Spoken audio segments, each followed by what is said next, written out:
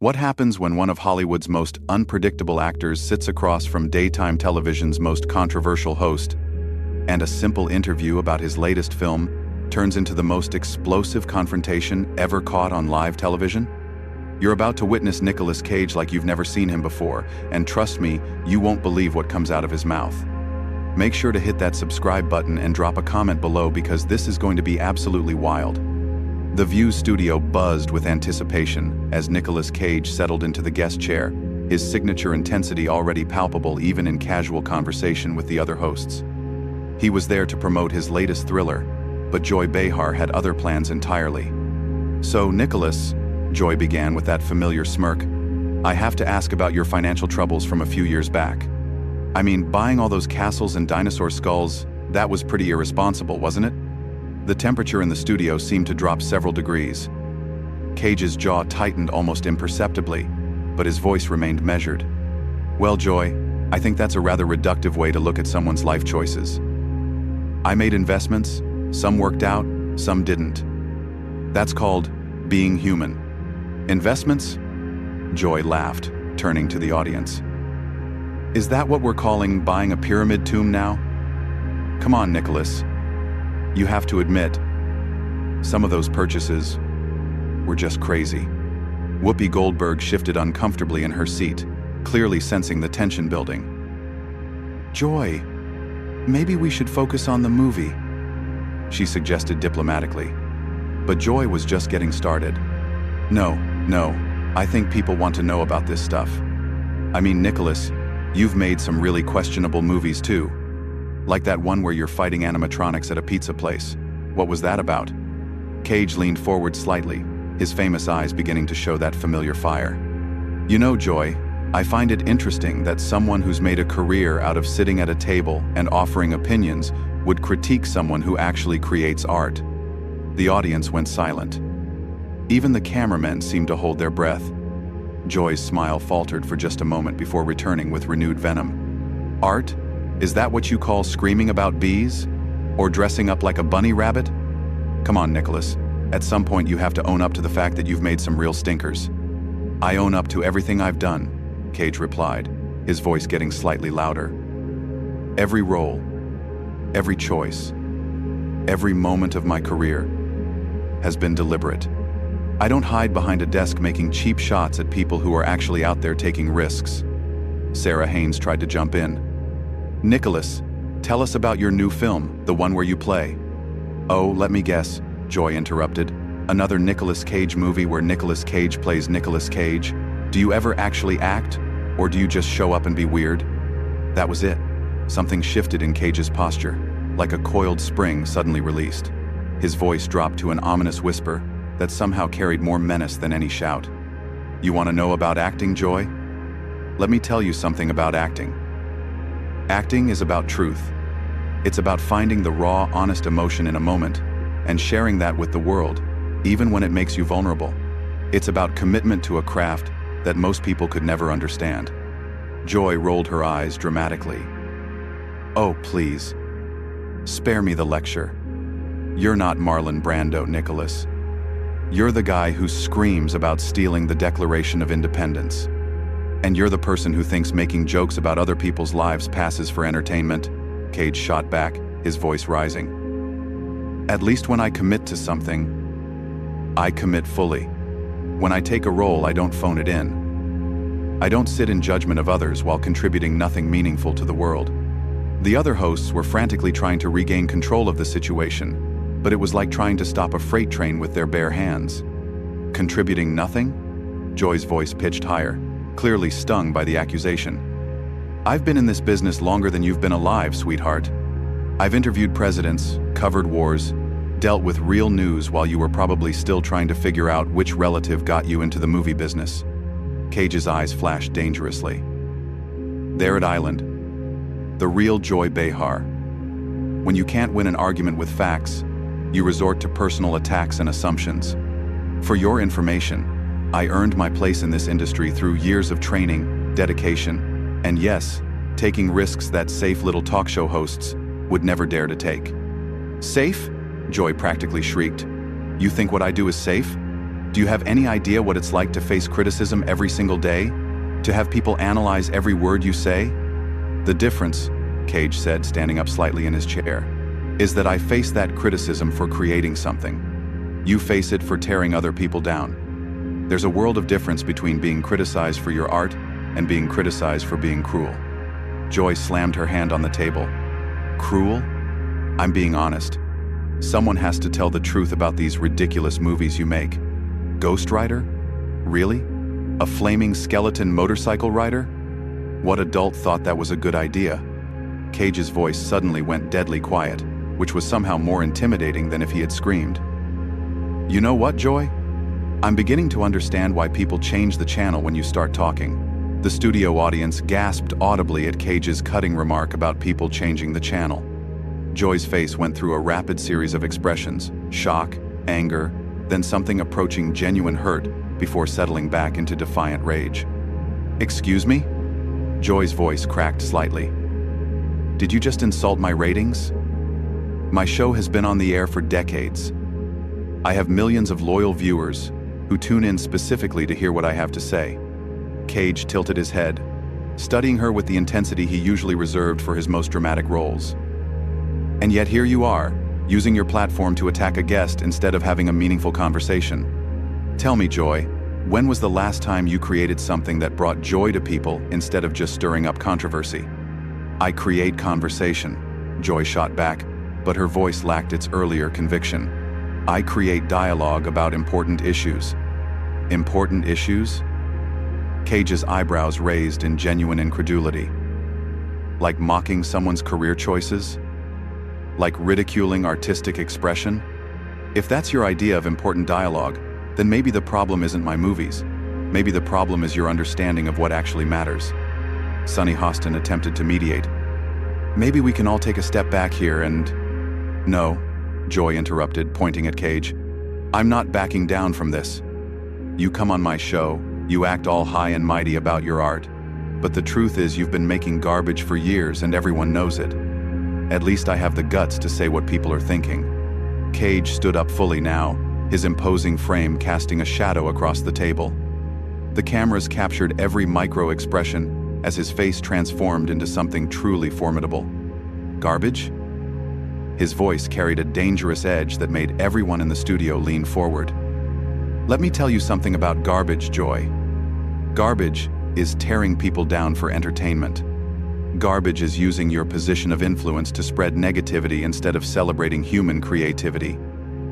Garbage is mistaking cynicism for wisdom. Oh, don't you dare lecture me about wisdom, Joy spat, also rising from her chair. You're an actor, Nicholas. You pretend to be other people for money. I deal with real issues, real politics, real problems that affect real people's lives. Real problems? Cage's laugh was sharp and humorless. Your real problem seems to be that you can't stand when someone doesn't fit into your narrow little box of what's acceptable. You see something different, something unique, and your first instinct is to mock it, to tear it down, to make yourself feel superior by making others feel small. The tension was so thick, you could cut it with a knife. Whoopi was frantically signaling to the producers, but the cameras kept rolling, capturing every explosive second. Joy's voice rose to match his intensity. You know what? Maybe I should mock it.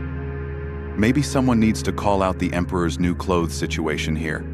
Your acting style is just yelling and making weird faces, and somehow you've convinced people that's deep and artistic. My acting style, Cage said, his voice dropping to that menacing whisper again, comes from years of studying under Sanford Meisner, from understanding the method, from dedicating my entire life to the craft. What's your expertise based on, Joy? What qualifies you to judge anyone's artistic expression? Life experience, Joy fired back. Common sense, the ability to call something ridiculous when it's ridiculous. Cage shook his head slowly, a look of genuine pity crossing his features.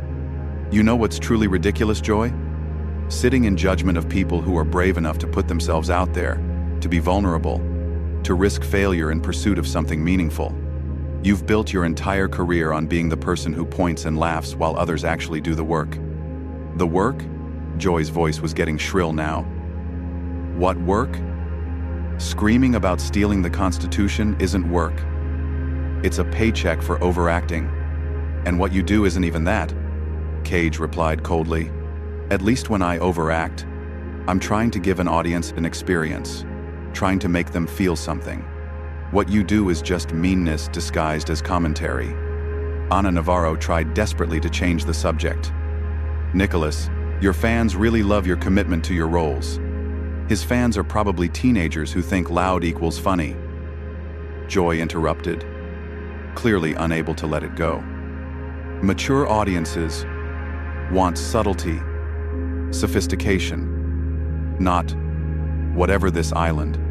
Cage's eyes lit up with a dangerous fire. Mature audiences? Is that what you call your demographic? People who tune in to watch you bully guests and spread gossip? That's your idea of mature entertainment? I don't bully anyone, Joy protested, but her voice wavered. I ask tough questions. I hold people accountable. Accountable for what? Cage demanded. For daring to make choices you don't approve of? For having the audacity to be different? For refusing to play it safe like you've done your entire career? The accusation hit its mark. Joy's face flushed red with anger and something that looked suspiciously like shame. Play it safe? She sputtered. Do you think what I do is safe? Do you think it's easy to sit here every day and deal with criticism from people like you who think they're better than everyone else?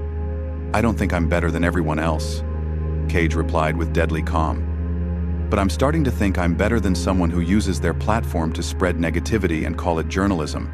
Joy's face went through a kaleidoscope of emotions at Cage's cutting assessment of her platform. For a moment, genuine hurt flickered across her features before being quickly replaced by pure, undiluted fury.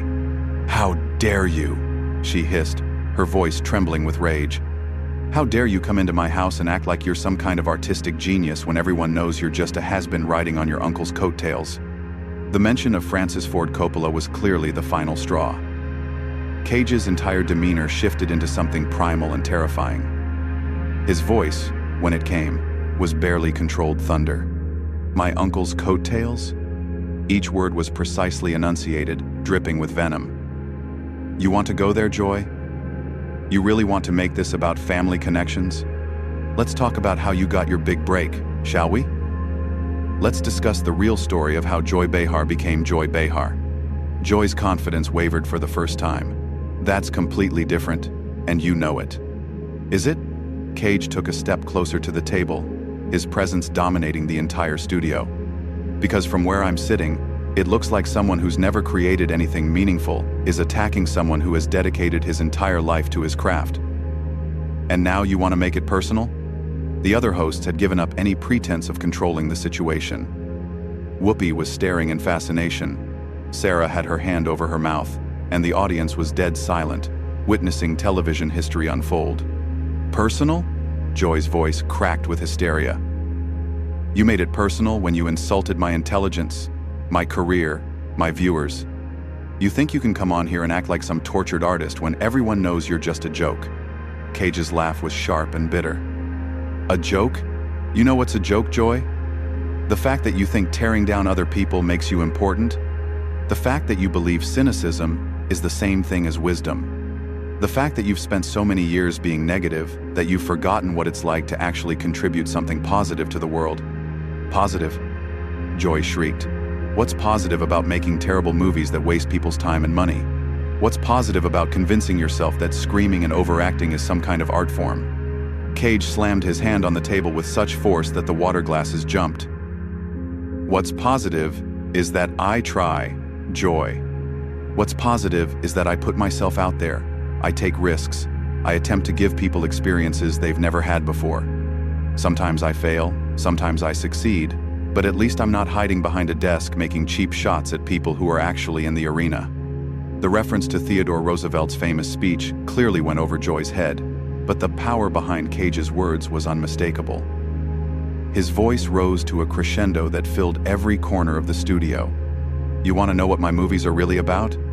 They're about passion, about commitment, about refusing to play it safe in a world full of people like you who think the highest form of entertainment is watching someone else fail. Every single role I've ever taken, from the smallest independent film to the biggest blockbuster, has been approached with the same level of dedication and respect for the craft. Joy was backing away slightly now, clearly intimidated by the sheer force of his presence. That's all well and good, but it doesn't change the fact that some of your movies are objectively terrible. Objectively terrible according to who?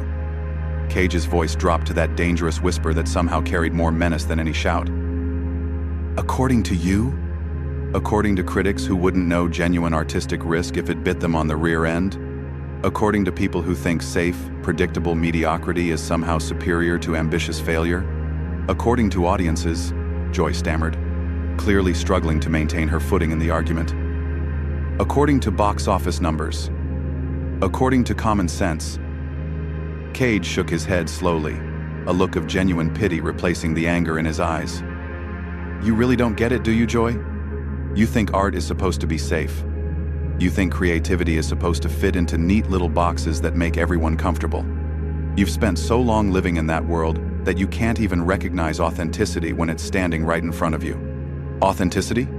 Joy's voice was getting higher and more desperate. Is that what you call it when you buy dinosaur skulls and pyramid tombs? Is that authentic? Or is that just rich guy weirdness? The personal attack seemed to energize Cage rather than hurt him. His response came with the full force of his considerable talent behind it. You know what, Joy? Yes, I bought unusual things. Yes, I made choices that other people wouldn't make. But at least I lived my life instead of sitting in judgment of people who actually have the courage to be different. At least I didn't spend my career hiding behind safe opinions and manufactured controversy.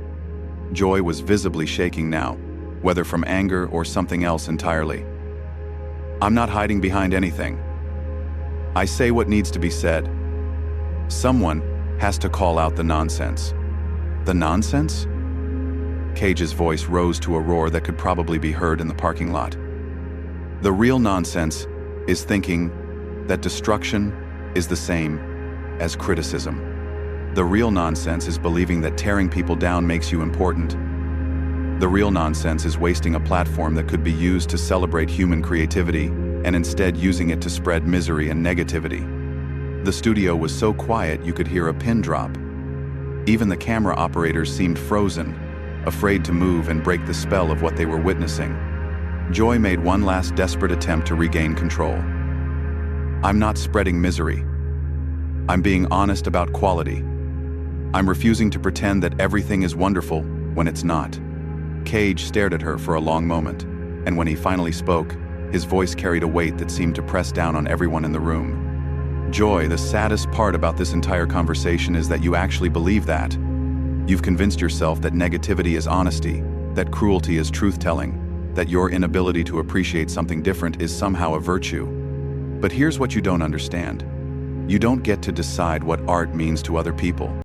You don't get to determine what brings joy or meaning to someone's life.